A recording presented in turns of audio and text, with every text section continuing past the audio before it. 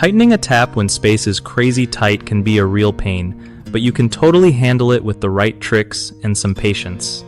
So, first off, if you've got that hose connected, take it off to give yourself a bit more wiggle room. That always helps. If you don't want to mess with the hose, grab a small pair of channel locks, because sometimes a tiny grab is all you get in those cramped spots. Try to get just a 1/4 inch of turn each time you move it, and keep at it patiently. Another handy tool is a nut driver, which can slide into tighter spaces better than your crow's foot wrenches. When you're trying to tighten the tap, remember to turn slowly and check for any leaks afterward, so you know you got it snug but not over-tightened. If the tap's old or painted over, make sure you clean around the nut so your tools grip better, otherwise you'll just slip and get frustrated. Also, don't rush.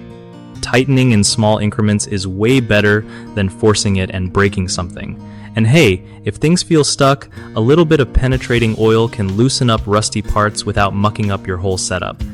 One of the biggest issues people run into when trying to tighten taps in tight spaces is using the wrong tool, which just makes it impossible to get a good grip. Switching to a smaller or more specialized wrench fixes that.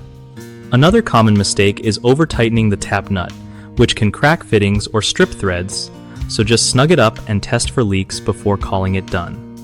Lastly, not removing the hose or cleaning around the tap area can cause you to struggle way more than needed. Taking a minute to prep the area usually makes the job way easier and less stressful. BigHomeProjects.com is awesome for homeowners who want to find trusted local contractors without all the hassle and guesswork. And for contractors, it's a solid way to connect with people who actually need their skills, making work come through way smoother.